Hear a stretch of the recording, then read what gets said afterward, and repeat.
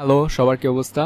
তো আজকের এই ভিডিওটাতে আমরা দেখব যে আমরা যে একটা ওয়েবসাইট বানাইতে যাই তখন কিন্তু আমাদেরকে বিভিন্ন টাইপের ছবি বা ফাইল বা ডিফারেন্ট টাইপ জিনিসপাতি আপলোড করতে হয়, যেগুলো আমরা অ্যাসেট ম্যানেজমেন্ট বলি। ঠিক আছে?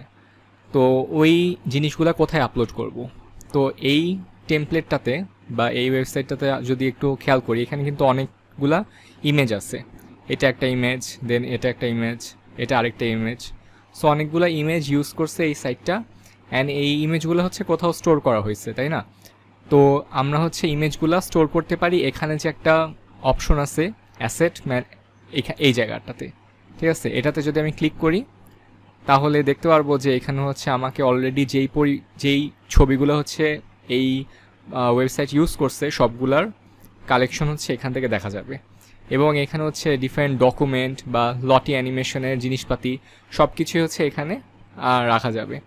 অ্যান্ড এখানে খুবই ইজিলি জিনিসগুলো আপলোড করা যায়। জাস্ট সিম্পলি আপলোডে ক্লিক করবেন অ্যান্ড আপনার লোকাল ডেস্কটপ থেকে ইমেজ বা ফাইল আপলোড করতে পারবেন। অ্যান্ড এখানে ইমেজের অনেকগুলো অপশন আছে যেগুলো এসইও পারপাস আমরা নর্মালি ইউজ করে থাকি, সেগুলো এখান থেকে আমরা করতে পারবো। যেমন এখানে যদি আমি এই ছবিটার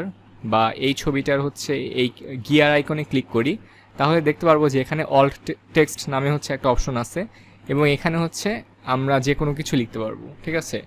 যেমন হিউম্যান ফেস। ওকে, তো যে কোনো কিছুই আমরা এখানে লিখতে পারবো, লিখে আমরা সেই জিনিসটা সেভ করে রাখতে পারবো এবং এখান থেকে যখন আমরা ওই ইমেজগুলো ওয়েবসাইটে ইউজ করব তখন আলাদা করে আর অল টেক্সট আমাদের লিখতে হবে না। তো খুবই সিম্পল। আমরা যদি চাই নতুন একটা ফোল্ডারও ক্রিয়েট করে আমাদের সব ধরনের অ্যাসেট ঠিকভাবে ম্যানেজ করতে পারবো। সো এটা ছিল অ্যাসেট ম্যানেজমেন্ট।